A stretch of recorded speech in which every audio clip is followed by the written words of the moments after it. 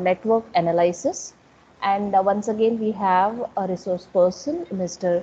A.H. Sagar, international educationalist and analytic philosopher. Once again, I'm not going to introduce him. Already in the first session, we have already introduced. So directly, we are going to start the session now. Sir, all over to you, sir. Thank you very much, madam. Very happy to be here. Same here. I hope you enjoyed the last session, and let's try and do the best today as well. Social network analysis is very interesting. Before I get into the topic, I have to wholeheartedly thank Professor Jawalgi as well as Professor Rashmi. They have taken a lot of trouble to arrange this, organize this event. Not many people do it. They hesitate because it's a lot of responsibility.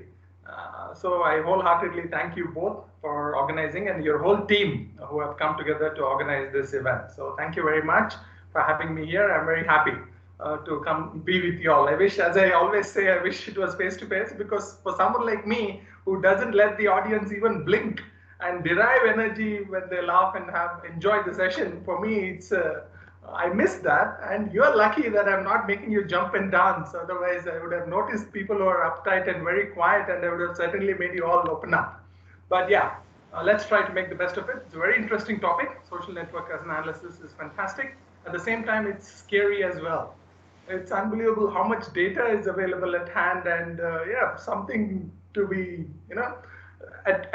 on one hand, for business people, it's fantastic because they get access to a lot of data.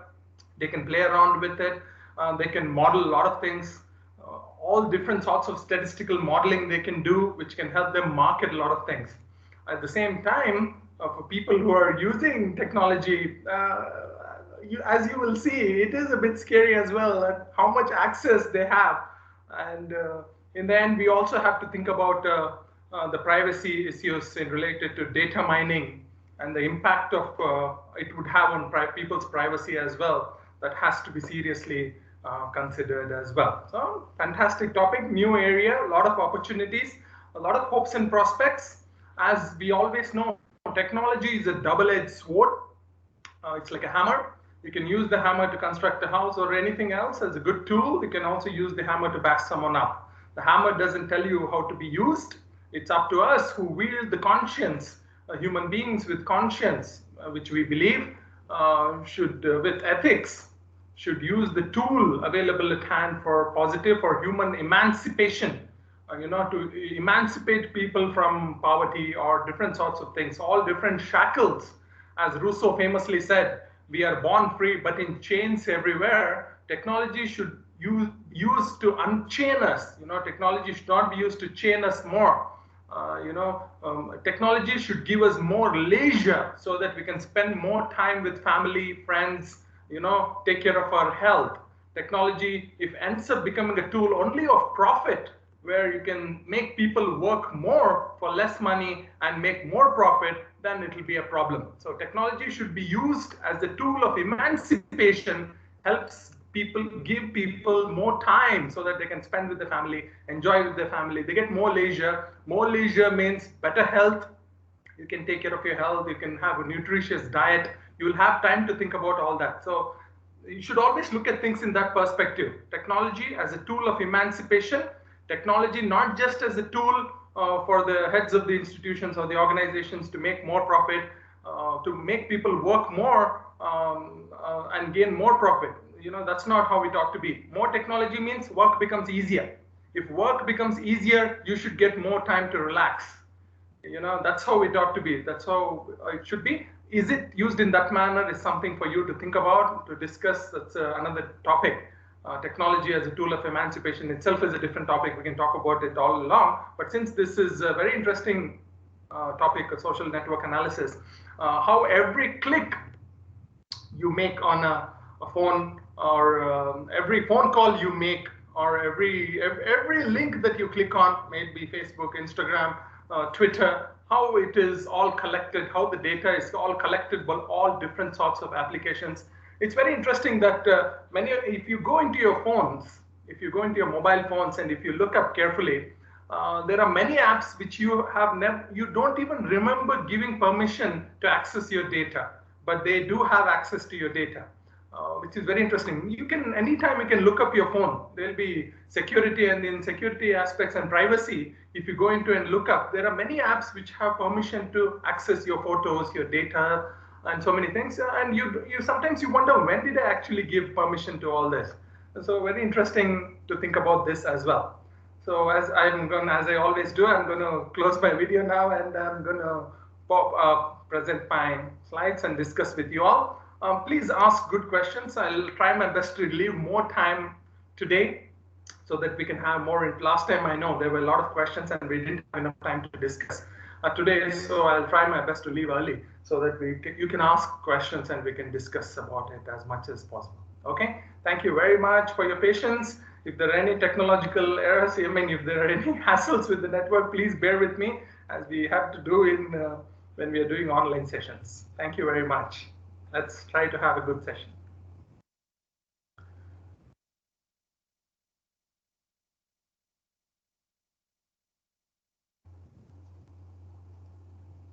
Okay, you have to please give me a cue whether the slides are visible. The slides are visible? Yes, sir. Okay, and am I clearly audible? Yes, sir, you are very much audible. Yeah. Thank you very much. Okay, let's get back to action. I hope you had a wonderful time in the last session. Let's see, this is also a very interesting session, social network analysis. So what is social network analysis? We get this question all the time. You might have seen this picture before. It's all over the net.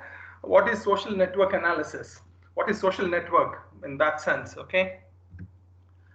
What is a network? Okay, a network can be anything. I mean, if I have a group of friends, then I have different forms of connections with my group of friends. One might be a close friend, one might be just an acquaintance or something as such. So that is a form of network. But technically, when we speak about networks, we say that network is composed of nodes, series of nodes. And what it is connected by? These nodes are interconnected by paths. Okay. And that can, even in friendship, if you remember your school days, I'm sure you had all these young crushes and all these sorts of things where you felt the other person was very close to you, whereas the other person was not at all responding to you. Okay, so that's like a one-way connection. That's like a one-way connection. Whereas sometimes there'll be two-way connections where both of them reciprocate. You nominate someone to be your best friend, and the other friend says, yeah, he or she is my best friend as well. So they reciprocate equally. If you claim them to be your best friends, and they agree and they reciprocate. So that's a two-way connection, or there'll be one-way connection. Basically, a network is a series of nodes which are interconnected by communicational paths. Okay, there are many examples given below in the slide. You can glance at it, like physical, as in storm water management system that connects street drains to corrugate pipes that eventually aggregate storm water to treatment plants. So all the storm water usually goes to the treatment plants. That's how it ought to be dealt with. Although you might wonder, so what happens? Many of the places it gets clogged up. That's a whole different story. But that's how it ought to be. That's a form of connection. There is a virtual connection, as you know, network linked with computers, which is enabled us to speak. It's wonderful. Sometimes we don't appreciate the kind of technology we have at the moment. For example, you can sit in a chair and fly in a plane in the air, which is unbelievable. Sometimes we don't appreciate. When I used to look at some of my friends sitting on the runway and complaining that the plane is delayed, I was like, okay, then what happened next? You sat in a chair, in a sofa, in the air, and you were flying. Can you believe that? People sometimes don't appreciate the technology that they have. There is now internet. When you're flying in the aeroplane, there is internet now. And some people were complaining the network had problem when they were flying. I said, look, again, I have to repeat, you're sitting in a chair, flying at 1,000 kilometers per minute, 1,000 kilometers per hour, you're flying so fast, and you have internet connection. And just because there is a problem in the network for a few minutes, you're complaining, you're nagging. Oh my God, it has a problem. But but at least you get internet connection in an aeroplane, which is quite unbelievable. Even when you're flying, not just when you're on the runway. So sometimes we don't appreciate the technology we have. So virtually linked network, as you all know, it started at MIT and then it went to all places. Very interesting fact, a side note to be remembered, when the first computer was, when they came up with the first computer, it was so huge that no private company would procure it. So the government were the first procurers of the computer, if you remember. This is very important fact you have to remember. In government research institutions, amazing technology is developed, then it is handed over to private sector for profit making, and sometimes initially when nobody takes it, even government procures it and helps it grow, from taxpayers' money. Taxpayers like you and I many a times unknowingly contribute to all these things which are coming up. So it's an important fact, a side note, but we ought to remember how technology is nurtured and developed. Okay. Biological connection, as we all know, nervous system, we have synapses, especially human brain. I mean, unbelievable. The way electrical signals are sent through neurons is fascinating. Human brain is the final frontier. I'll tell you a secret. It's amazing that our students don't know that we also don't know about human brain. There is a disturbance in the middle. Can you please mute yourself? Okay. It's amazing. This is a secret, okay? Don't tell this to anyone. It's amazing that our students don't know that we also don't know anything about human brain, okay? Because some of the greatest scientists in the world don't know anything about human brain, because human brain is like space. That's how much we know about brain, like space. If you do it, cognitive scientists say we have to do fMRI scans. If you do fMRI scans, this part of the brain lights up, that part of the brain lights up. Why it lights up, what are these signals being sent through neurons? It's all a puzzle. There are different theories trying to make sense. Some are proved, disproved, but still we don't have any concrete idea about human brain, which is quite shocking, because we are all trying to educate the human brain. We have different educational theories to educate the human brain, but we know very little about the brain. What if our students come to know about this? Tomorrow in the class, they might ask, my dear teacher, you're trying to educate our brain. What exactly do you know about our brain? Then we'll be in a very difficult situation. And we should have that humility. Remember, we should have that humbleness and humility to know that we don't know many things. Okay, so when we go to the class, we should say that this is the existing research available at hand. Tomorrow, the evidence changes, claims change. So tomorrow, if a contrary evidence comes up saying that all that we have been doing all these years in education is absolutely incorrect, because human nature is very different, we have new discovery regarding human nature or something as such, then we have to wholeheartedly apologize to our students and say that, look, this is what we believe to be true. Now we are proved incorrect. So we'll change her path. Okay, we'll restructure. We'll have a paradigm shift.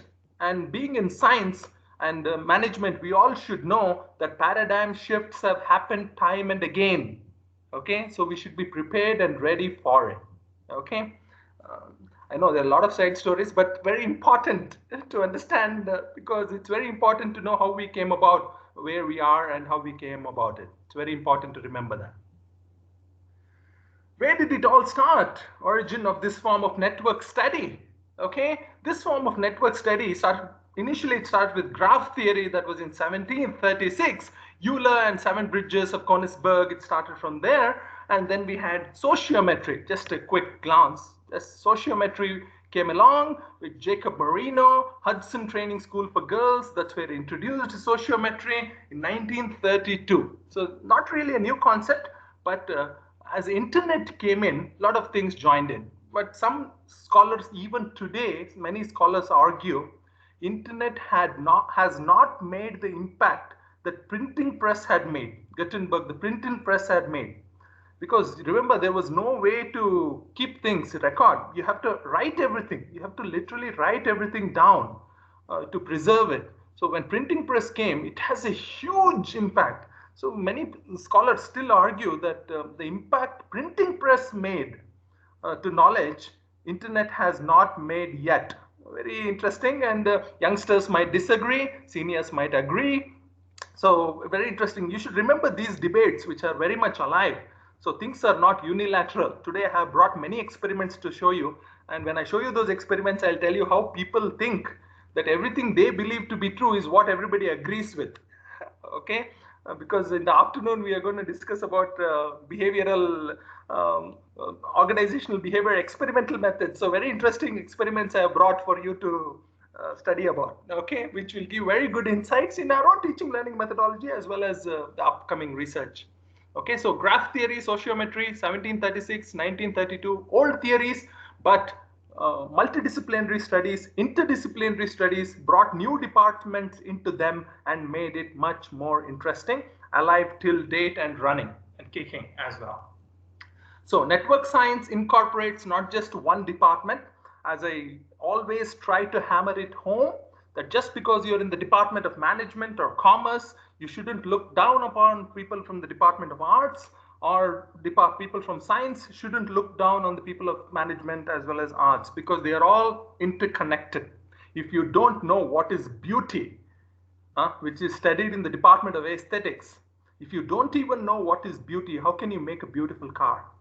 Okay, so no matter all the technology, all your electronics, everything, if the car is not beautiful, nobody's going to buy it. Okay, so even what is beauty is required, even though you're in the Department of Electronics and Computer Science. So you ought to know all different aspects. Okay, minimum fundamental knowledge you ought to have about different departments, which is quite challenging, easier said than done.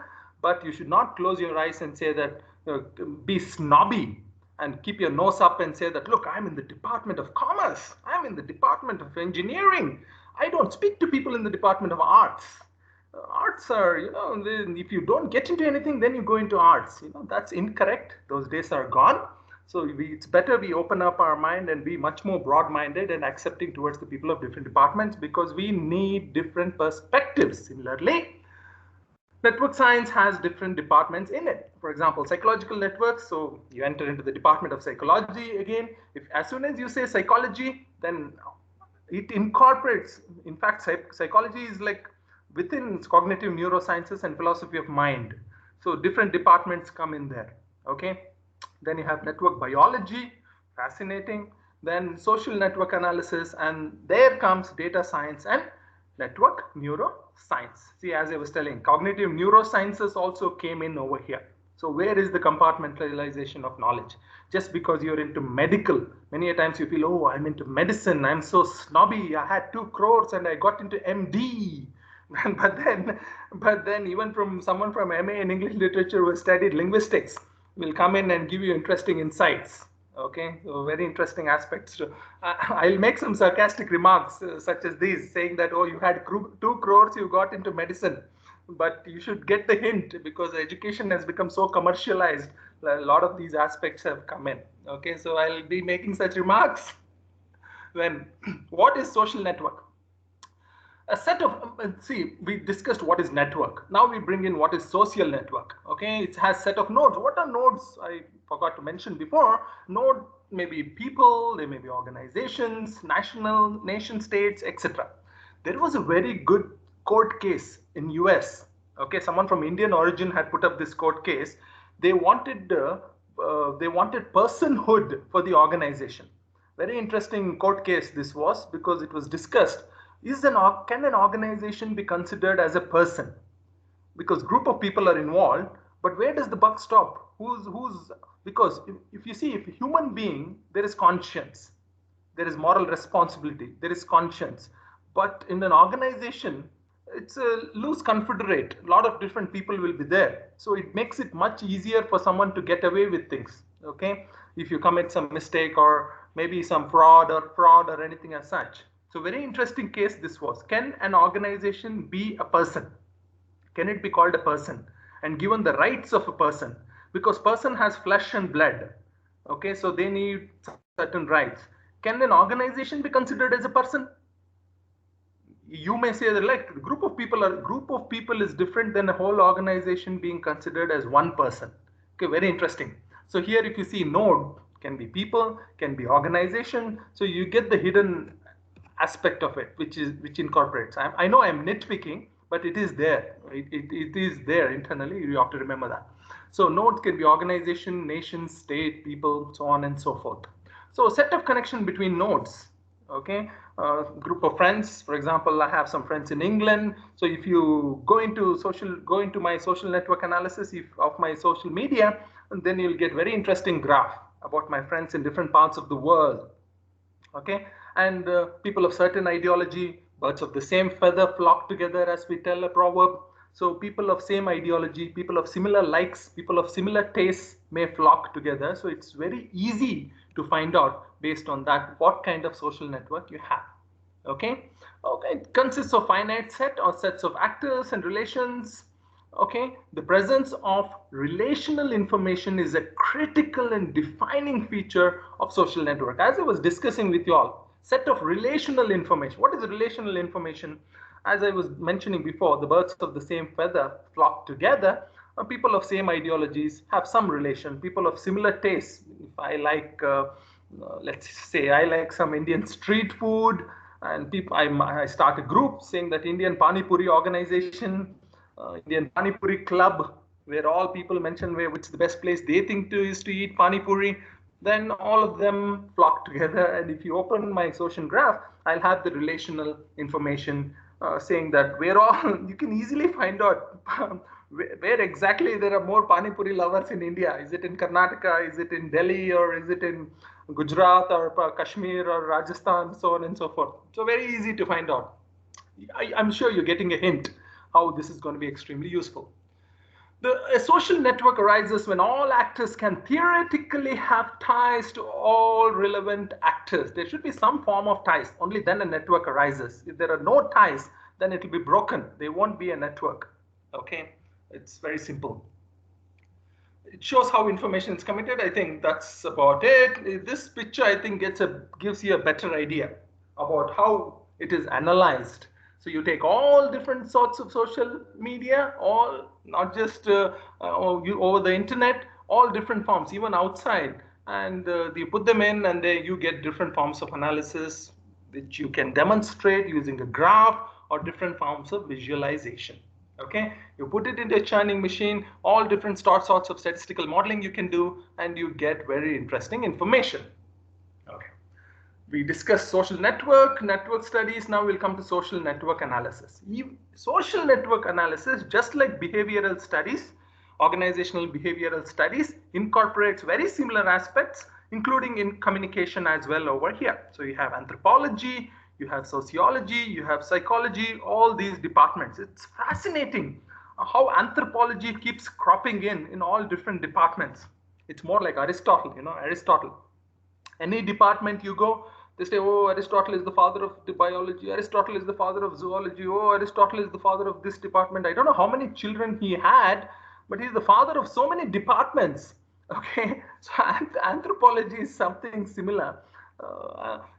Every different aspect, because you come into, for example, philanthropology. See, language, we study philanthropology, which very interestingly demonstrates that human tongue and human jaw are not exactly made to communicate. You know what I mean? So very interesting information. So what is language? When they argue, they say language is primarily for thought, and the sounds that we make, which you are hearing now, are an externalization factor. And human evolution is not made just to externalize things, but to internalize. So its language is more for thought, they argue. And this argument came from anthropology, philanthropological studies, another sub branch of anthropology. Why I mentioned all this is it's a tragedy that the Department of Anthropology is being closed in many of the universities. It's such a tragedy because they feel it's not what do you say, scope. Nowadays I hear this word from students all the time.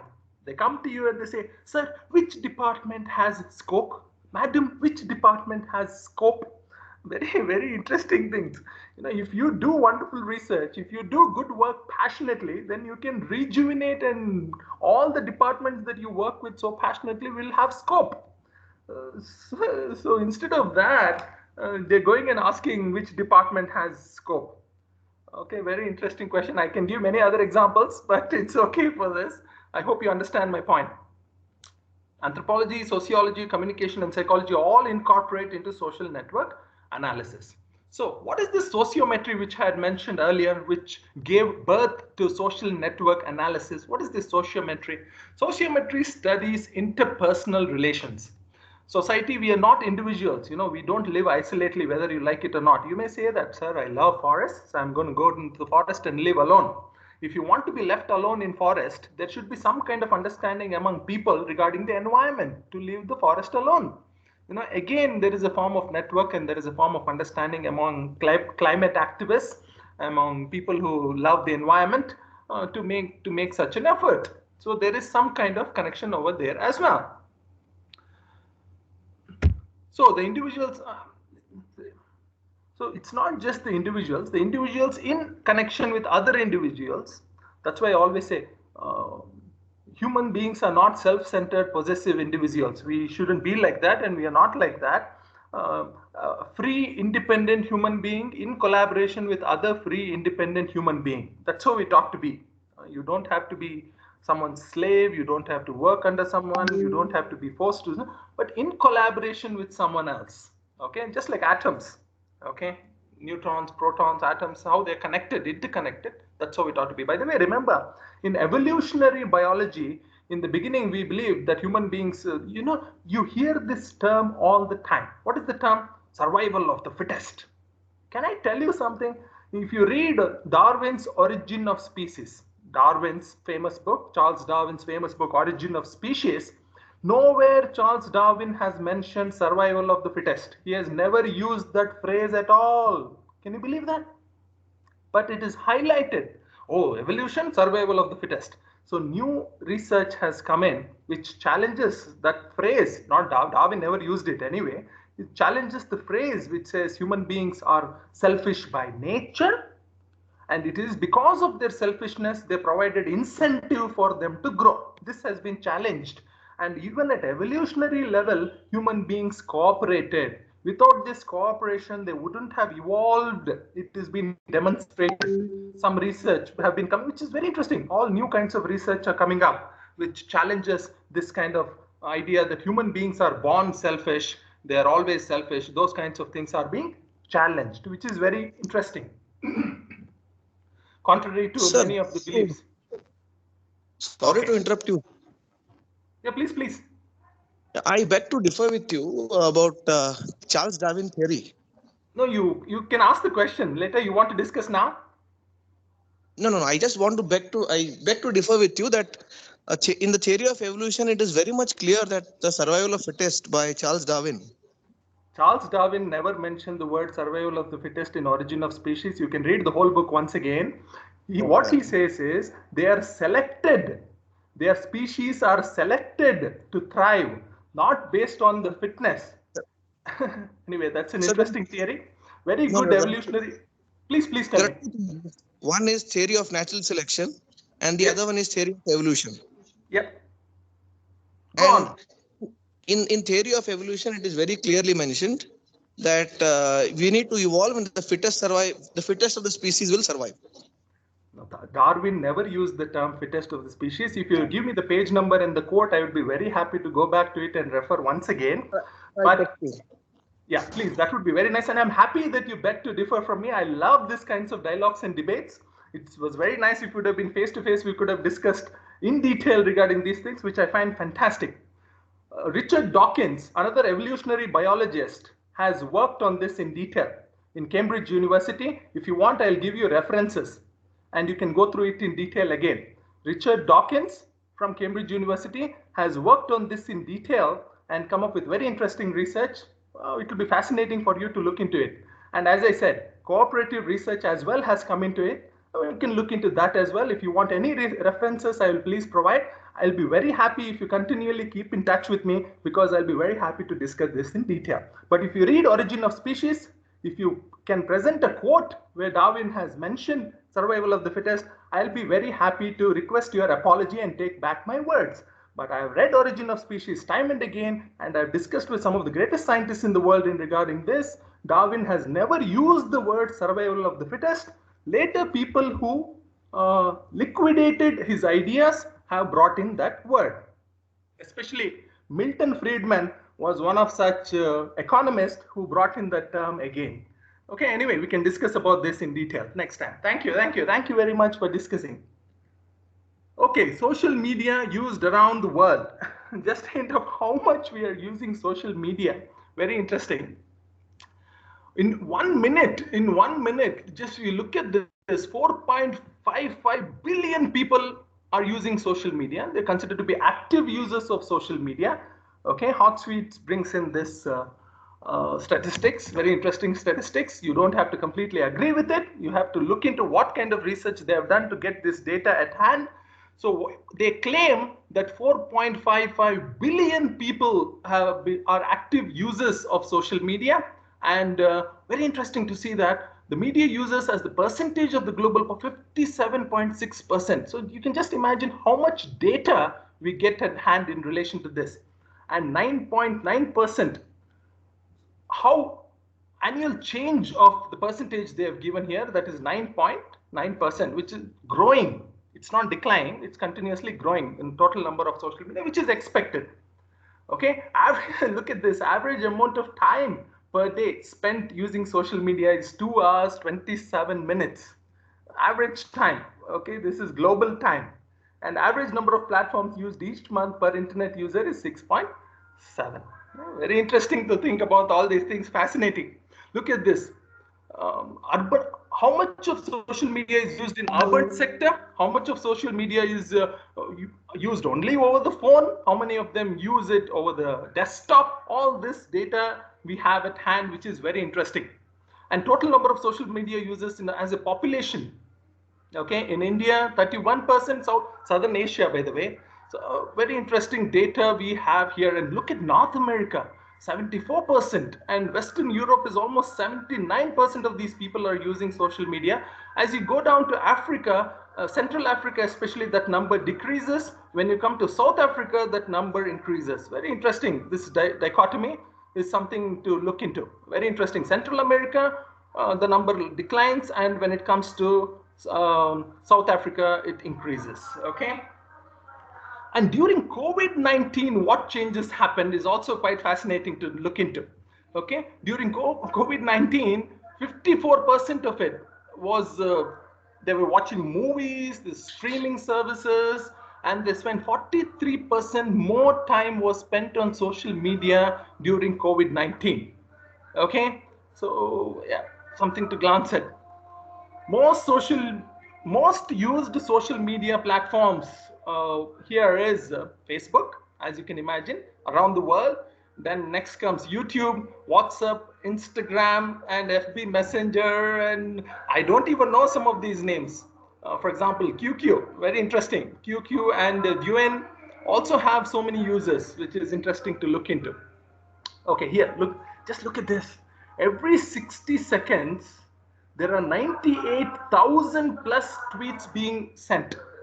Okay, and 695,000 status updates every 60 seconds.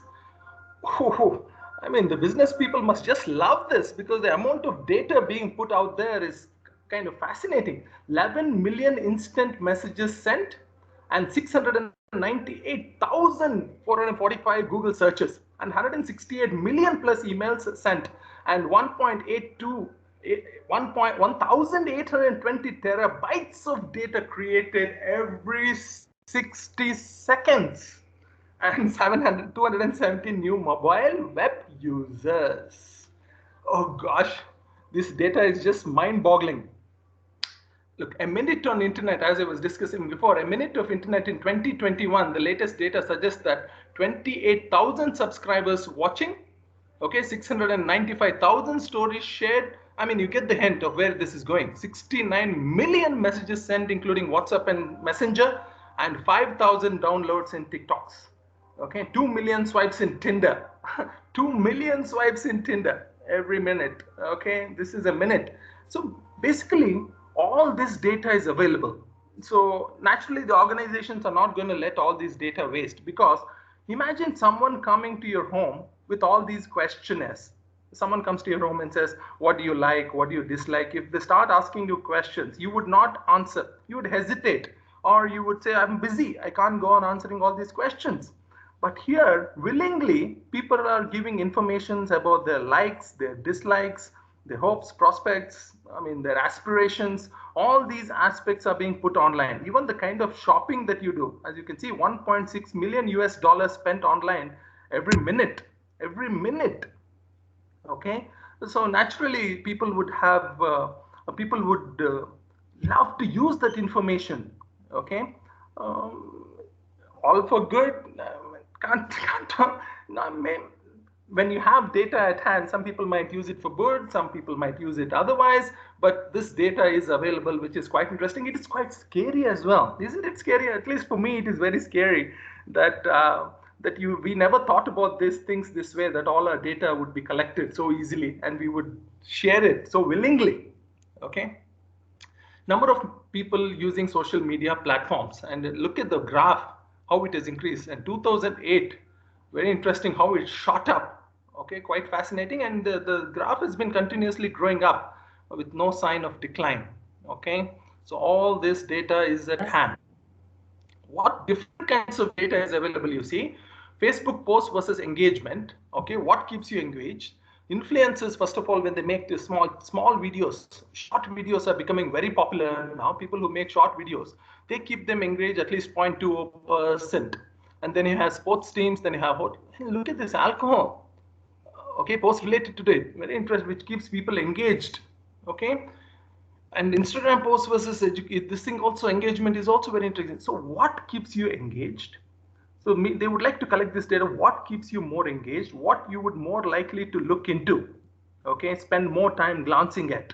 Okay, this data can also be, is also available. Just to hammer it home, I'll repeat it again. A social network is composed of nodes represented by individuals or organizations that are linked by such social factors as friendship, kinship, common interest, or financial exchange.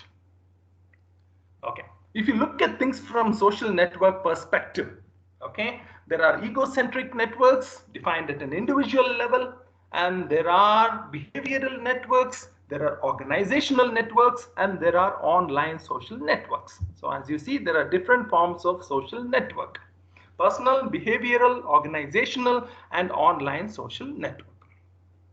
And what are who are the principal actors of, who are the principal proponents of this social network analysis? I mean, the key players involved in incorporating these social network analysis. There are actors, there are rational ties, there are network modules, and these are the terminologies being used in analysis and network models conceptualizing structure. Okay, what are actors? It's like, just like how we said nodes, it can be organizations, it can be individuals. Okay, they represent an autonomous independent unit. Okay, it can be an organization can be represented as an autonomous unit. And then you have relational ties. The relational ties is nothing but the linkages between the actors, or nodes for that matter. Okay, it helps in the channel of flow of the information, sometimes one way, unidirectional, sometimes to and fro. There are different network models, and they focus on individuals view the network structure environment as providing opportunities for a constraints on individual action. And then you have network models conceptualizing structure. Okay, these structures can be social structures, economic structure, political structures, and they provide a pattern. If you have similar political views, then you provide a certain network model and pattern. If you have similar economic choices, for that matter, if you're a classical liberal, then classical liberals tend to hang out together, which is very interesting. But if you're just a liberal, there is a big difference between classical liberal and just liberal. There are a lot of differences for that matter when it comes to economics. Classical liberals differ with liberals, and then there are a lot of different other things. There are socialists, there are communists. So different perspectives, different structures. As I was mentioning again, the basic concepts of this are actor, there are rational ties, there's a dyad, there's a triad, and there is subgroup, group, and finally relation. I'll repeat it once again. There are actors, there are rational ties, there are dyad, there are triad, there's subgroup, group, and relation. What is an actor? As I would repeat it, I'm repeating some certain things because I want it to be very clear. Actors, they're discrete individuals. We call them actors, just like how doctors call them patients. discrete individuals in corporate. It may be a corporate, it may be collective, or it may be just like social clubs. It's considered to be one single unit. Okay, people in a group, departments within a corporation, public service agency for that matter, nation states can be considered an actor. Okay, and it does not imply the ability to act. This is very important. Just because we call them actors doesn't mean they are here to act. Just a term being used, as I said. It's like a social unit, and for that unit we call them actors. Okay, I don't want to repeat this. Okay, rational ties. What are rational ties? Actors linked to other social unit. One unit linked to other social unit are rational ties. A tie establishes a linkage between a pair of actors. For example, if India is considered an actor, that Indian ties with Russia or United States, it's like a connection. That's a rational tie. Okay, example of ties in SNA are given: evaluation of one person by another, transfer of material or resources can be one tie, association of or affiliation, behavioral interaction for that matter, movement between places or statuses can be a rational tie, physical connection may be a rational tie, formal relations, authority, for example, the relation between principal and the professor provides a rational tie, and then biological relationship. For example, genetic, that can also be a tie. For example, what we call genetically,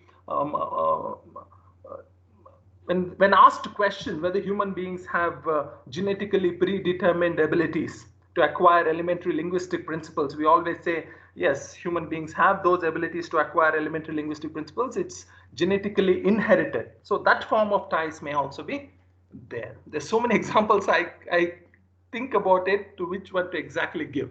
Okay. Here, another simple example of rational tie is linking friendships, transfer of resources, association or affiliation, behavioral interaction, movement between places, physical connections, formal relations, and biological. All these are ties. Okay? Okie dokie. There are different kinds of ties. There are complex ties, for example, which has edge, an arc, a loop. I'm going to explain this in detail. What do they mean? Edge, arc, loop, multiple, undirected, directed, all this I'm going to explain. Then you have graph types. Okay, let's see what's there. They are a tie between two actors, consists of a pair of actors and the tie between them. What does it show? It shows properties of pairwise relationships, such as whether ties are reciprocated or not, or whether they specify types of multiple relations. What do you mean by reciprocated or not? Right in the beginning, I told you, I explained about this. If you claim someone to be your best friend, okay, that's one direction. And if the other person doesn't reciprocate, then it becomes unidirectional. If the other person reciprocates and also nominates you, saying that, yeah, the other person is also my close friend, then it becomes, then it's two directional. Okay. What is a triad? In triad, we have triples of actors and associated ties. Okay. If not a single actor, there are three actors, a subset of actors, and the ties among them is called a triad. The triad analysis focuses on the fact whether the triad is transitive or balanced. What is transitive? If actor likes, if actor I likes J and actor J in turn likes actor K, then actor I will also like actor K. This is a very interesting logical aspect. Many a times these kinds, they also lead to logical fallacies. There are very interesting kinds of logical fallacies. All cats are mammals, my dog is a mammal, therefore it's a cat. Something like that, which is very interesting and a very fascinating topic to discuss for some other time. So here, if actor I likes actor J and actor J in turn likes actor K, then actor Y, I will also like K. I will also like K. That's called a transitive triad. What's balanced triad? If actors I, J like each other, then I and J should be similar in their evaluation of the third actor K, and I and J dislike each other, then they should differ in their evaluation of the actor K. So very interesting, something to think about. Balanced triad and transitive triad. What is a subgroup? Subgroup of actors is defined as any subset of actors and all ties among them. Group of actors and the ties in between them are considered to be in a subgroup. Okay, what is a group then? In social network analysis, what is a group? It is the collection of all actors on which ties are to be measured. Actors in a group belong together in a more or less bounded sets, consists of a finite set of individuals on which network measurements are made. All this is from, I'm quoting from the book of Wasserman and Faust. There are different, and this we have already discussed, different forms of groupings. Dyad, relational ties between two actors. Triad, there are three actors, potential ties within. Subgroups, larger grouping of actors within the network. Groups, finite collection of actors. And partitions, collections which assign categorical value. Okay, what is the relation then in this analysis? The collection of ties of a specific kind among members of a group are called relations. Now, what is the example for that? A set of friendship among a pair of children in the classroom. It's the best example for relation. For a group of actors, several different relations might be measured. What are the different kinds of relationship which are measured? Which refers to the collection of ties of a given kind measured on pairs of actors from a specified actor set. As you know, ties themselves only exist between specific pair of actors. Okay. And what are the different forms of social networks? There is one mode network where there is relation between single set of actors. For example, marriage network between people, transaction between companies, movement between places. And there are two mode networks where the relation between two sets of actors, donor relationships between corporations and organizations, can be an example for two mode network. This I've repeated once, egocentric or personal network. What is an egocentric or a personal network? An egocentric or a personal network is a network with a focal actor, the ego, and alters who have connections to the ego. We speak about this ego and alter ego. This example has been taken. A network with a focal actor which forms the ego and the alters who have connection to the ego. And in this analysis, we use nodes, edges, graphs. As I mentioned before, nodes, what are nodes? The nodes of network can also be viewed as entities, as actors, values, sentiments, ideas. All these come into nodes. I've talked about this before. And what are the edges between the nodes? They can also be used as connections, links, and association. And graph is a set of nodes and edges forming a social network from graph. Okay, this gives us a better idea. Look at this. There are different types of nodes. There is a unimodal model node and there is a multimodal node. On the top right hand corner, you can see the unimodal node. All the entities are of the same type in a unimodal node. For example, children in a class. Then there is multimodal. What happens in multimodal? Entities are of different types, okay, but they're still interconnected. And as I was talking about the edge, what is the edge? An edge is a line which connects two nodes. Okay, it is not directed, whereas an arc is a line which connects two nodes again, but here it is directed. Okay, arc is a directed line which connects two nodes, and edge is a line which connects two nodes and is undirected. There are different kinds of edges. They are weighted edges, unweighted edges. Okay, we can also call it dichotomous and binary. Dichotomous or binary. What are weighted edges? The weighted edge, unweighted edges have no value. The edge value is 0 here, no connection. And there are weighted edges. Weighted edges is where there is a connection and that carries value 1. Okay. Weighted, as you can see here. The connection is directional. There is an arc, okay, and the edge value is infinite, okay. And there are also loops.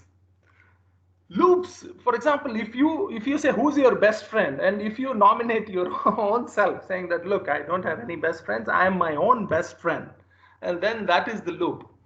This is rare, but you do come across this in once in a while, okay, in analysis, where you nominate your own self, that kind of thing. That's called a loop.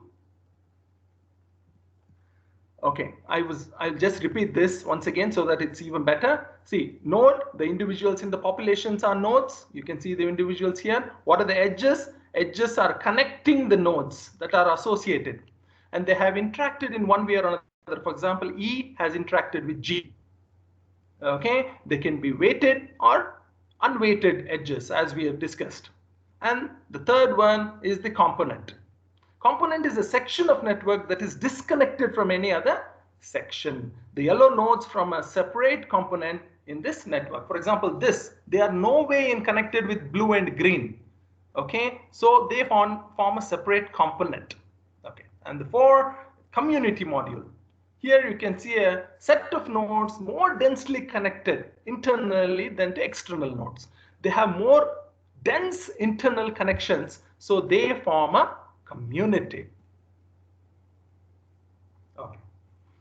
How we try and analyze these different forms of network? These different forms of network, this, as you can see in this picture, the examples, these are called bounded networks. This is called an ego network. These are just some of the examples of how we analyze different network types. You can see the different shapes of the networks here, how it is analyzed. This is a more centralized network, whereas in the middle you can see a more decentralized network, and on the right hand side you can see distributed network, which is more evenly distributed. Centralized, as you can see, everything goes back here. There are other network patterns like as hub spoke, multi-hub pattern, clustered. Okay, here each individual can be their actors. Remember, please remember, and these actors can be anything, organization, country, okay, or individuals for that matter. And there is core periphery. Okay, very interesting graphs. How we go about analyzing these networks? Based on what? They are analyzed based on distances, based on density, as well as centrality. Okay, density, distances, and centrality are the ones based on which we try to analyze these nodes. Okay, and when we do these analysis, you look at the variables, you look at the modes, and the affiliational variables as well. A typical research study examines relationships among variables. Like, what do we examine when you do particular research in social network analysis? You examine how most frequently these organized cases, what kind of variable of matrix are form the analysis. Usually samples from population requiring inferral processes to estimate population values. And social network analysis studies relationships among entities. Data typically organized in an entity by entity matrix. Finally, the inferential processes are developed but rarely used. As I was mentioning before, you carefully glance at the density, cohesion, isolation, clicks, and brokerage. What is the density? In density, we try to look at what number of actual links are divided by number of possible non-redundant links. That's what we try to look at. In cohesion, average number of links between all possible nodes are glanced at. And the third one, in isolation, number of isolations divided by number of nodes in the network. That's how we try to get a number. Then we have clicks, a subset of nodes that are all interconnected. Finally, there is a brokerage, wherein a node that connects two or otherwise unconnected nodes. These are the factors that we look into to get a better analysis. So we ask questions such as, what are their properties? What is their structure? Does the structure actually matter? How stable are these networks? Are they dynamic? Are they constantly changing? Are the networks similar to each other? In what domain are they similar? Are they different? These kinds of questions we try to glance at. If we want to do particular research on actors, then we look at what positions exist. What positions do certain actors have? I mean, does position actually matter? There's a role the actor plays in this matters. Okay. If you want to pursue research on dynamics in this relation, then we ask questions such as, how do actors act in a particular network? What typical behaviors can we find? How do networks form? How do they evolve? Okay. And if you want to focus on research of diffusion in this area, then we focus on what flows on the edges in the network. For example, how fast does information flow? Where does it flow to? For example, you can all be sending email to a particular person, but that particular person may not be sending an email back to you. Instead, that person may be sending that email to someone else. So that kind of network. So where does it flow to? Usually, if you look at the graph of an organization, there'll be particular people who will be getting all the information because everybody will be asking them and they'll be forwarding the details to others. So it's easy to find out when you do a particular research where the information is flowing and where it is coming out of as well. And how can we influence it? In what way we can bring changes in these areas? What are the different kinds of trends and latest developments which are coming in this area? I have to tell you, the ephemeral content will, I believe, gain a lot of popularity in the coming days. What do you mean when we say ephemeral content? Short clips, short videos like TikToks.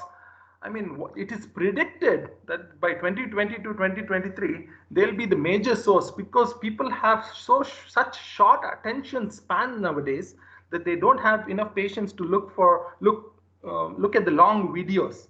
So they're only watching short clips as they browse. So it is claimed that ephemeral content will gain a lot of popularity in the coming days, based on which you can think what kind of data you can get your hands on. Obviously, the traditional social platforms will continue to do well, and social commerce, it is claimed, will continue to expand immensely. Video content is the one which will dominate. We ought to remember this. Very interesting. Some of you may not like it because some of you may like printed stuff more, but now video content is gaining so much popularity that if you look at the graph, very interesting how many people actually prefer books to read as opposed to video content. It's very interesting to see and what you make of it will be interesting to listen to. And live streaming will become the new norm. I think it's already become the norm. People express their opinions, ideas by live streaming. Technology adoption will be at all-time high. I mean, if we don't adopt to different forms of technology, there is no survival. I think it is crystal clear by now. Higher adoption of augmented reality. This has strengths as well as, I mean, all these aspects of strengths, and especially augmented reality is fascinating. It's really unbelievable. If you look at it, it's an amazing, but it makes reality seem sometimes more dull. Okay, there is a trouble of reality becoming much more dull than augmented reality. Okay, of course, it's a very good tool, especially in the classroom. It's extremely helpful. But sometimes, as I said, reality becomes much more dull once this is brought. Then influencer marketing will continue to soar. As you know, there are many people, if you go into Instagram or Facebook, there are many social influencers cropping up every day, doing all sorts of videos in one way or another, trying to market stuff. So that will continue to soar in the coming days as predicted. More regulatory control and legal scrutiny. It is claimed that more regulatory control is needed and legal scrutiny is also needed because a lot of these things are so new. And the cybercrime department hasn't actually come around to get its head around these things because it's so complex and the number is so huge. And the problems created by data mining and IoT, aspects of IoT, which, by the way, we have signed the treaty in Davos in relation to IoT. Professor Philip Howard raises very serious questions in relation to IoT, saying it leads to something like a police state. There has been argument for it from Oxford University. He has raised these questions, saying that there'll be a big brother watching you, like, yeah, so these kinds of things are coming up. Very carefully, we have to look into it. Ethical barriers are much needed here. Strong ethical barriers are needed in relation to this. Okay. Increase in the use of social media for customer service. We are already seeing that.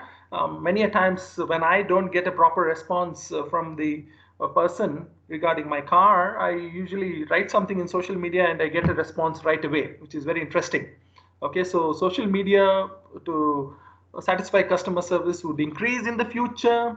Personalization will be paramount. This is very interesting. Even education, they are trying to personalize now.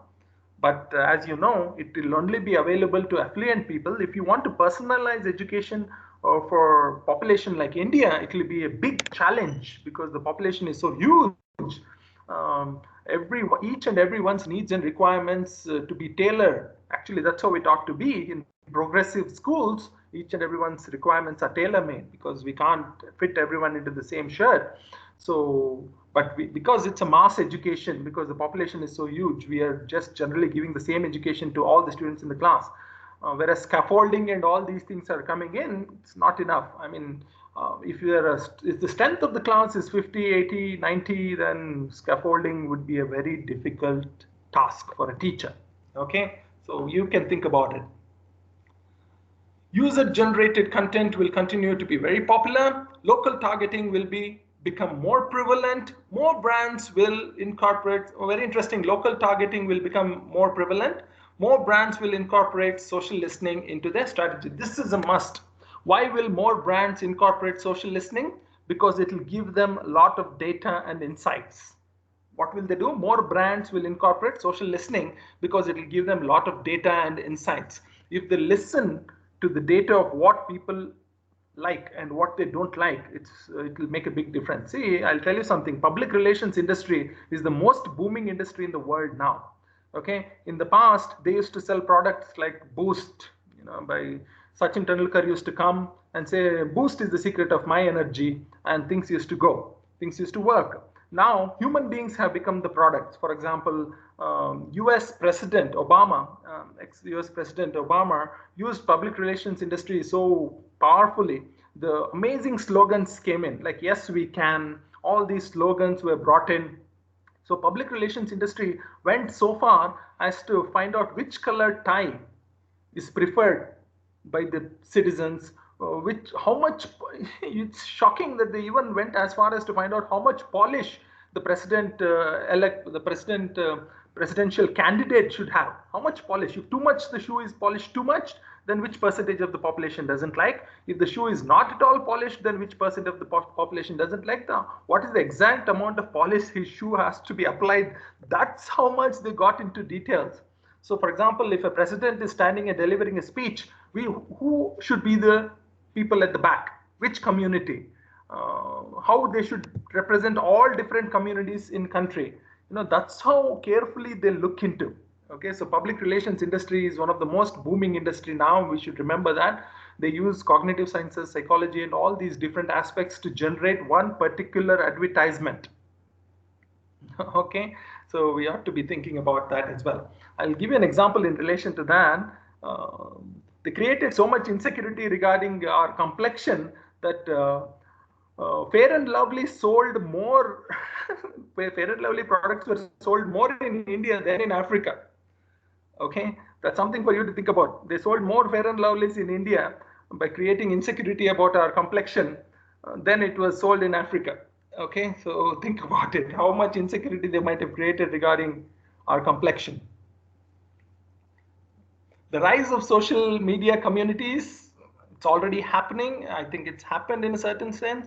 Then brands will reevaluate the metrics they consider important. So these are what we are expecting in 2022. A lot of new things coming in, and all these will carefully evaluate, will carefully analyze the social network using all the data as we noticed available to them, and try to bring up their products in different ways. This is just another one. I repeated it. TikTok, as I was telling, will take over social media, leaving other platforms to adapt. Okay, TikTok will be pushing forward, whether you like it or not. As you can see how crazy our students are about these things. They are making so many videos. Maturing influencers marketing will finally come to of age. So not just young influencer, even mature people will use influencing. Okay, and they'll become influencers, and Maturing influencers will also come to age. That's what they're trying to tell. Then social ads will develop as cookies get crunched. Brands will lead in social media decentralization. Social selling will simply simplify the customer journey. I don't know. You have to think about whether you agree or disagree with social selling will simplify the customer journey. Is it true? Will it have challenges? You have to think about it in detail. Metaverses will be the next consumer connections. Post-pandemic content will shape up the consumer needs. Brand inclusivity will be brand critical. And omni-channel engagement will change the way consumers engage with social media. What is omni-channel engagement? For example, if you go to a particular channel, it will have all different news. Okay, so you feel so interested that you want to look at that news in particular aspect. All different things will be there in that particular channel. Okay, in the same way, they'll sell their products there as well. Okay, because the channel will be so engaging, they'll come up with such interesting news that you want to look at the particular channel, and in the process they'll be advertising a lot of different things in that particular channel. Communities will develop and take control. That is the claim being made. That is what we want, but let us see how far it will go. Social listening, as I said, will have to be incorporated by the brands to get vital data and insights. So all this amazing data is available. So if they want to make the best of it, they have to pay attention to this data and insights. Very interesting research. If you look at this, in the 2021 children and parents, the media attitudes report published by Ofcom UK. It's very interesting. Look at, if your business is involved in marketing to children or youth markets, you can look at this. What they noted was 44% of 8 to 11-year-olds use social media apps, swiftly increasing to 87% of 12 to 15-year-olds. Very interesting for you to look at. Look at this. 8 to 11-year-olds. This was done in UK. But you can think about what kind of data we might find if we do it in India. Okay, the similar research if we do it in India. 8 to 11-year-olds, 66% of them have their own tablet, and 49% have their own smartphone, and 76% of them use tablet to go online, and 72% of them use laptop. Okay, and 62% of them use smartphone. Okay, 58 because of during the pandemic, all this happened. 58% watch live broadcast TV and 91% watch video on demand content. 78% of 8 to 11-year-olds play games online. Okay, 44% 8 to 11-year-olds, 44% use social media apps, 64% use messaging apps, and 96% use video sharing platforms, and 39% use live streaming apps. 40% are aware of ad placements in search engines. Very good. 8 to 11 years old who go online and use search engines, they are aware of ad placements. Okay, that's something interesting. 27% have seen worrying or nasty content online. 8 to 11-year-old, 27% of them have actually seen some really worrying and nasty content. Okay, this should give us a hint, okay, about what right at the beginning I told. We need some privacy boundaries as well. We need some strict barriers being placed. Okay, let's look at what 12 to 15-year-olds have done here. 59% of them have their own tablet. 91% have their own smartphone. To go online, 87% of 12 to 15-year-olds use smartphones, and 80% of 12 to 15-year-olds use laptop, and 60% tablet.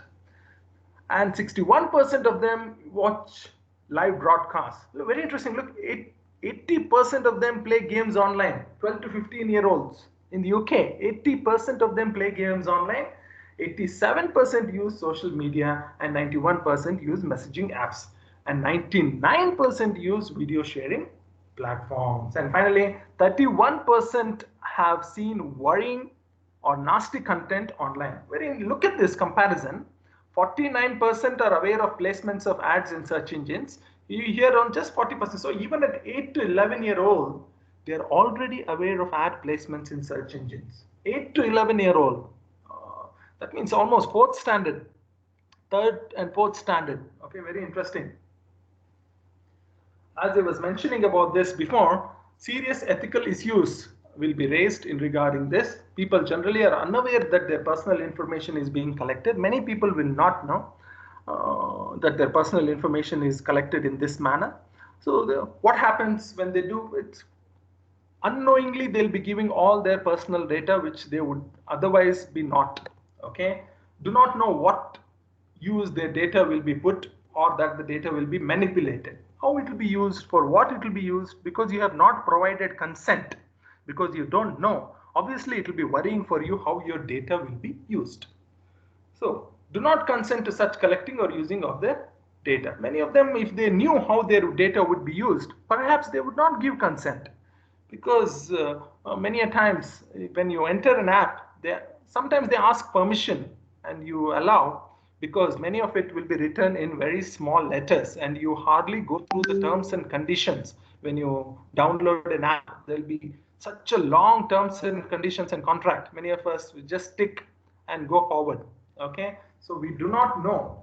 So it can also be considered, even if you put a tick over there, it can be considered a quasi consent, not a complete consent. And many a times quasi consent can also be considered as a full consent and taken on board.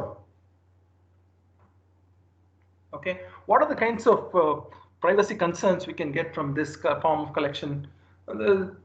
As I've said, there can be discrimination. It can be used in discriminatory purposes. It can be used as legal protection, unethical actions, patents, irrelevant patents and copyrights, improper data masking can be done, insufficient analytics, and then e-discovery concerns are also there, and lack of anonymization, and obviously privacy breaches. So strict ethical barriers have to be set.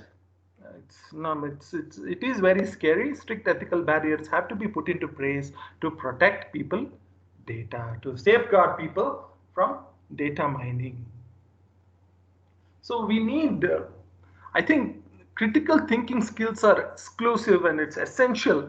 It's extremely important in this aspect. So we need reasoning, we need problem solving skills, we need evaluating skills and decision making abilities. So logic, rational thinking, critical thinking, inductive, deductive reasoning, these aspects are essential to try and analyze. We have to understand what are the different forms of logical fallacies, such as ad hominem, slippery slope, all these kinds of logical fallacies we ought to know. Okay, and you ought to understand that you work with all these different kinds of people. I mean, do you recognize these people? As I said, I mean, these people are amongst us. We work among all such people. It is important to have to understand what kind of people they are, so that it makes life easier for us to sustain and survive. There are people who know it all, who think they know everything, and there is nothing they can be wrong at. But we always know we can be wrong at many things. Okay, there are passives. They're very interesting people. Passives. They never offer ideas. No matter what you tell, they're always quiet. Passive. Whatever you tell. Kuch bhi bolo. They are passives. And there are dictators. Interesting kind of people. They bully. They intimidate. Okay. And there are yes people. These are very interesting. They say yes to everything. They say yes to whatever you tell. And there are no people. Okay. They are quick to point out when something's wrong. Always negative about everything. And there are grippers. And grippers, once they get hold, they don't stop complaining continually. Okay, so all these kinds of people are there. They are with you, they are among you, they are in your offices, colleges, schools, universities. We have to find a way to develop healthy relations with all of them and to deal with them politely with respect. Dealing with difficult people is a very important skill. Okay, there are indecisive people. They don't take decisions at all. I don't know, maybe this, maybe that. All the time they say that. And there are know-it-alls, as I was mentioning. They're agreeable. This I have to tell. As I was right in the beginning, I was telling. Recently I had a lecture in one of the central universities. And the professor over there was telling me that, sir, I don't try to arrange anything, sir, because if I try to arrange a lecture, there'll be a lot of problems. People don't cooperate. Okay, so I was telling her the same thing. I told that, look, if you try to do something, then there'll be a lot of opposition. There'll be a lot of gossips. Okay, people will talk about it all the time. That's because you're trying to do something. Okay, if everybody loves you, like here, agreeable. If you are agreeable to everyone, if people say, oh, wonderful person, amazing person, if everybody says that to you, then maybe you're not doing anything in life. Maybe you have one foot in the grave, okay, and you're good with goody. Being good with everyone does not work. It doesn't happen. It means you're not doing anything. You don't have original ideas, because if you have original ideas, if you're doing something new, if you're doing something interesting, some people will like you and some people will dislike you. That's okay. Okay, that's fine. You have to deal with it. Okay, that's it. It is a swim against the current. That's why Oscar Wilde put it very beautifully. He said the worst thing than being talked about is not being talked about. It's because you're doing something, people are talking about you. If you're not doing anything, nobody will talk about you. So the worst thing than being talked about is not being talked about. So don't worry about people gossiping about you, talking about these things. You just focus on the kind of work that you're doing, which I think is very important. And finally, I feel you ought to have work-life balance. I always tell this at the end of the session. I always bring such things up. Work-life balance is crucial. Okay, you can't just go one way or another. If you're doing what you love, what you're really passionate about, what you truly love, teaching, research, then naturally you'll take everything along. Okay. Thank you very much for your patience. If you have any questions, you can feel free to ask. We have time for discussion. Any questions, feel free to ask. You have all my contact details here. Even the last time I had provided it to you. Feel free to adapt. Like, share, subscribe, and don't forget to press the bell icon for regular updates. See, I'm getting used to it.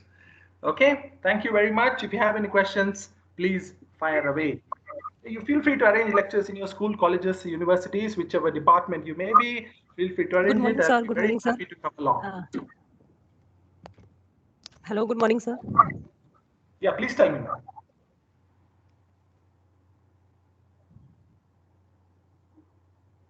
Good morning, sir. Hello. Yeah, madam, please tell me. Hello. I want to see last slide again. Difficult people. Okay, okay. Previous slide, sir. Please. Previous slide, sir. I'm talking about previous slide. Okay, okay. Just a second. I'll share Yes, difficult people. Okay, okay. Because there was some network issue, I'm not able to Okay, okay. see. Yes. Oh, okay.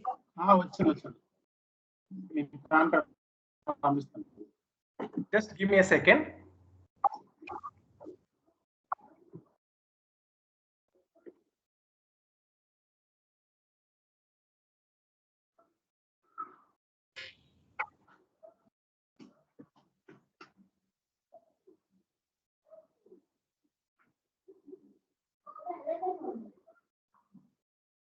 Okay, can you see it now? Sir, it's not visible. Now? No. Till now, it's not visible. I'm actually sharing it. No, it was visible, sir. It was visible. Yeah, it's visible, sir. I think there is some issue. Okay. Yeah, it's visible. Can anyone put the screenshot in WhatsApp group, please? Because I think there is some network issue on my side. Okay.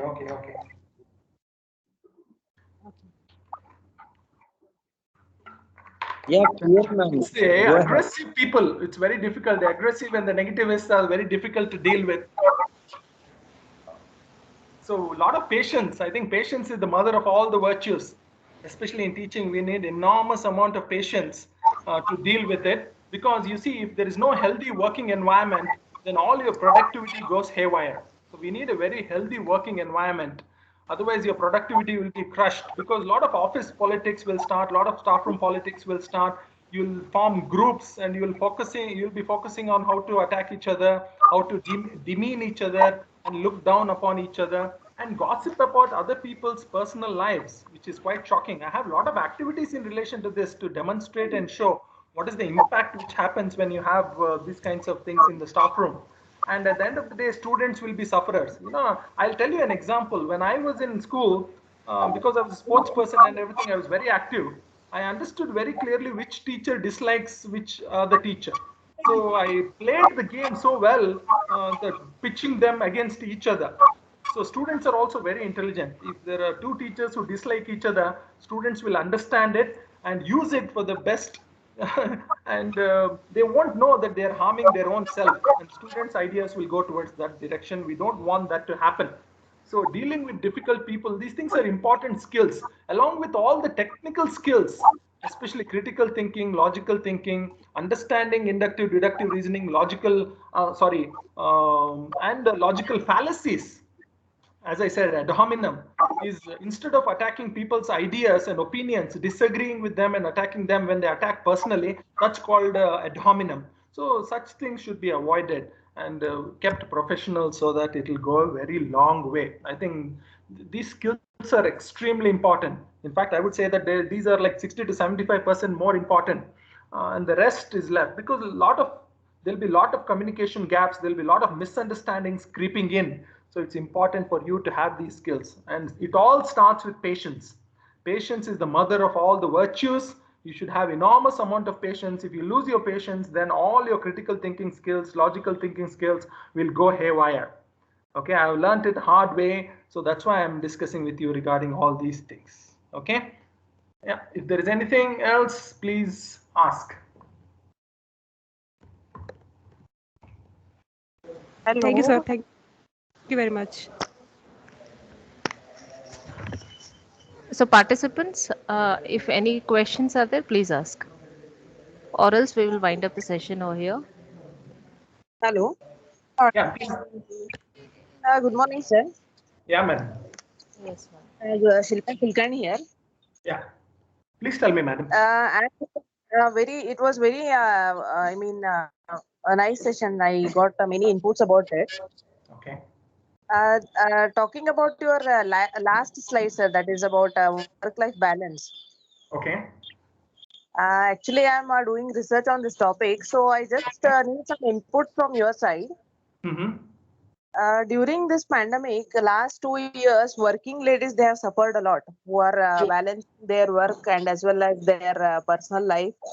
They are Correct. focusing on their kids, their elderly people at home who are sick, and True. physically they are in front of the laptop or any online device, but actually they are not contributing in kitchen course.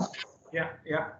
So, what are your inputs regarding this, and how they have to balance both the sides? Yeah. I think many a times, even the organizations realized that it's very difficult for people to cope. But as we know, as you and I both know, many a times it came to that we have to find a justification for collecting fees. We have to find a justification for collecting fees. We can't just request fees from the parents when we are not delivering anything. So I think that was the reason many a times they introduced classes as such, because they know many of the times we realized it was not being productive enough up to a point.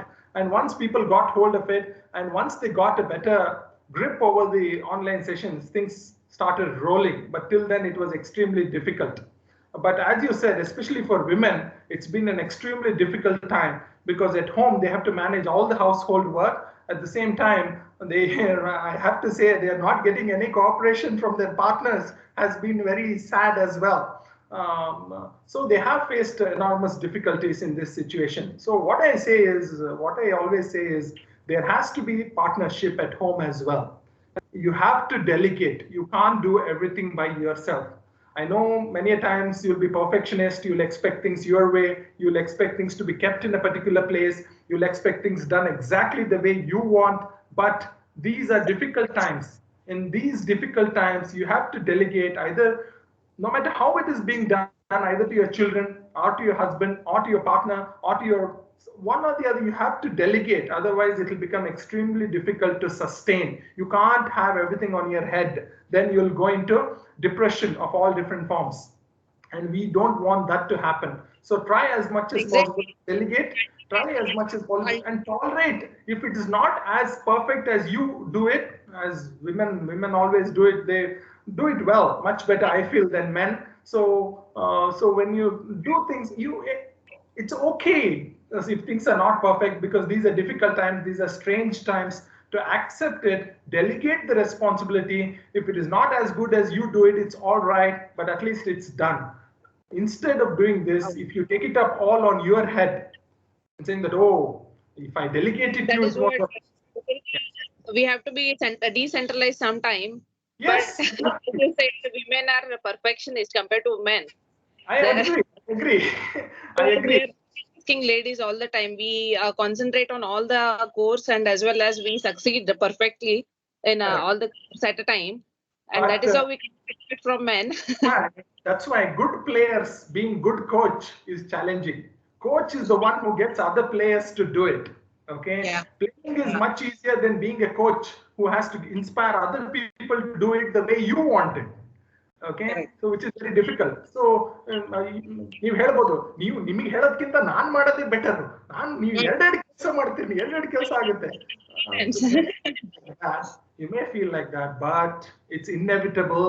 You have to delegate. If you don't delegate, you will overwork yourself, then you'll go into depression and you'll start questioning, what am I even doing? And what is it all for? Those kinds of things. Okay. Thank you, sir. Thank you for your inputs. One positive thing is many people have started to introspect their own life during the pandemic because they have got to rethink the way they live their lives. So there have been positive things in this pandemic. People have got to spend more time than they usually do. I know many of my friends who said they are very happy at home. Once the pandemic started, they realized how they can't stay at home for even an hour. So they learned something about their own life as well. Okay. Thank you, sir. My pleasure, madam. Hello, am I Yeah. audible? Yes, please. Good morning, sir. Sir, Very good my morning. question is related to social networking as well as networking in workplace. I mean, Okay. now the question is that like today is National Education Day. Mm-hmm. Okay, and educational institutes also, we are celebrating so many days, but not national or international education day. The irony of education is we celebrate so many days to keep record for NAC or for Yeah. NAC is when the college gets dolled up like a bride. When the NAC's visit is there, all different committees come in, all books are cooked, and all the institution get dolled up like a bride. Which is very interesting. Yeah, please go ahead, man. So when the college restarted for the new academic session and we had a meeting, and the head of the institute told that we are going to celebrate so days in our college, I just wrote to the head of the institute, sir, that being an educational institute, we need to celebrate national or education, international education day as well. This is my understanding. I mean, Yeah. I mean, yes, no, nothing, no response, silence, complete silence. I mean, I just want to say that we can say so many things. I mean, I am not targeting anybody, but general perception is that we I understand your concern. I completely understand your concern. It so happened, I'll give you an example. In one of the GFGC government colleges, a lecturer used a PowerPoint presentation in the class. So the principal gave a memo to the lecturer that he should not be using PowerPoint presentations in the class. So look, on one hand, we have trained so many assistant professors in government colleges to use all the new technology in the classroom. And since one of the teachers used it effectively in the classroom, the teacher actually got memo saying that you should not be using a PowerPoint presentation in the class. So there is this disparity. It happens many a time from administration when it comes to lecturer. I don't know, sometimes administrator's chair is very different. When you become a principal, I feel sometimes we have different responsibilities. So sometimes they forget that certain aspects are required. So some kind of bridge has to be made between the administrators and the professors, which is very important to listen, to reciprocate, and to listen with a lot of patience the concerns. As you said, it's a fair recommendation. I feel it's a fair recommendation that you want to celebrate a International Education Day, and you also have to that recommendation has to be given due respect and given consideration as well. There is nothing wrong because you have not mentioned anything which is not good. It happens. Such things happen in life, and you have to take it with a pinch of salt. Okay, you have to find different ways to inspire such difficult people when they don't respect your ideas and opinions, and you should find a way to gain that respect and make sure that people respect your ideas and opinions. You have to find a way to do that. It is a continuous process. It's a continuous process. So don't be disheartened. Don't be disappointed. In fact, it happens with students also. You know, students take a lot of courage in asking a particular question in class at some point. Okay, and the teacher taunts the student. Okay, and all the other students laugh at him or her. A student sits down and the other student says, see, I told you, why did you get up and ask question? I told you they would do such a thing. Am I not sitting quietly keeping my mouth shut? Why did you have to open your mouth? And then that student learns the lesson never to open the mouth in the class because they'll be made fun of. Okay, that's how they become so passive. Otherwise, if you go to nursery, our students are not passive. In fact, the nursery teacher's job is the most difficult job, because in college, at least you will use language and students will listen to your language. They'll at least go into head. But in nursery, it's very difficult. There's so much energy and so much passion that is jumping around. Just to make them sit in a particular place is a humongous task. Okay, so nursery teachers ought to be highly respected for that. But what happens by the time they come to the college? That's why I always give this example. I keep saying that many a times, if you look at it carefully, especially the rural Indian educational system, many a times is like a sugarcane machine. Sugarcane machine. You know, you put the sugar into the machine, you take out passion, enthusiasm, curiosity, interest, and all these aspects are taken off. 10 standard, turning point, grade 10, metric, turning point, and you send them to a lot of different tuitions. Okay, so take out all the energy, and then the slack comes out, you give 10 standard certificate. Second PUC, even bigger turning point. Okay, you fold the sugarcane, put lime in the middle, and you put it inside again into the machine. Again, it churns out all the left energy and enthusiasm. Then it comes to degree, and in the degree college induction and orientation program, the professors will tell them, this is not like PUC, this is not like SSLC, this is college. All your internal marks is in our hands. Now it is 40 marks after NEP, 40% internal marks are in our hand. If you wag your tail, we'll cut your tail, the teachers will tell in the class. Then obviously students will spend 3 years again into the sugarcane machine. Then master degree and PhD. Oh gosh, by the time you convince your guide regarding PhD, you know how much energy is left. So if this is the kind of system you have, then what can you expect? So that's why more democratic setup ought to be there. Democratic relationship between the guide and the PhD student, between the postgraduate students and the teachers, between the graduate students and teachers, and in school and college as well. If you have democratic setup where students are not scared but are polite in asking questions, that environment has to be created without fear. Without fear, there should be love and affection between teachers and students, not fear of losing internal marks. If fear is the only thing which dominates, then obviously when there is no fear, there will be a lot of other problems. Fear should not be the only thing which dominates. I'll give an example for this. Prisons exist because cognitive neurosciences and psychology has not developed enough. If we know why someone is committing such a brutal crime of killing someone, if you know which part of the brain contributes to such things, we can medicate it and we can help that person change. Prison exists because we don't know how to deal with this terrible action. So we put them all in prison and we act as if they don't exist. We have isolated the patient, but the crime remains. Okay, we have isolated the criminal. You send them to prison, but the crime in society remains. That's why to deal with that, it's a disease. To deal with the disease of crime, the technology, the medical field ought to develop. Very interesting whether it is developing or not. Billions of dollars are spent into weapons industry, whereas to develop vaccination and medicine, very less money is allocated. Very interesting. If you go to US, billions of dollars sent to Pentagon, almost $900 billion sent to Pentagon for weapons. And United Nations released a report, very interesting report, saying half of that money given, we can eradicate cancer, we can develop technology, we can pour into cancer research and find a cure for cancer, but hardly we have that funding. for cancer research, but there is so much money for new bombs, new guns. Just look at human priority. Okay, very interesting and something for us to carefully think about. Okay, thank you. Any other questions? Sir, yesterday I asked the same question to the resource person. Okay.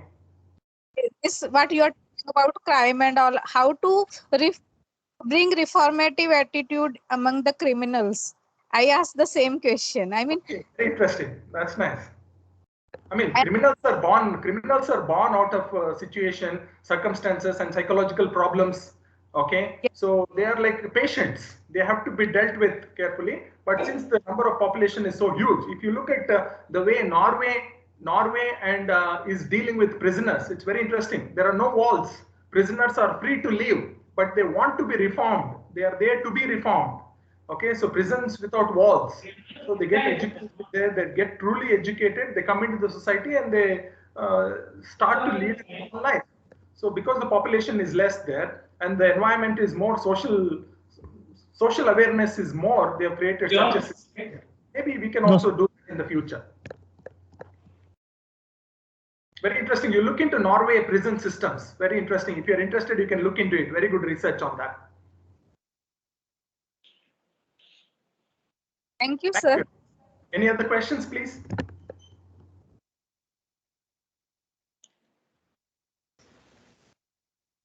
There are no questions, I guess.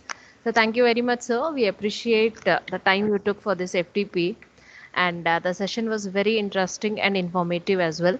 Thank you. We have one more session by Mr. Sagar that is on research methods in OB, where he will be focusing on experimental methods. Sir, with your permission, now we will have a small break, and again we will join back at 11:15. Sure. Thank you very much, everyone. See you. Yes. And participants, I request kindly join in time. Thank you. Yeah. Thank you, everyone.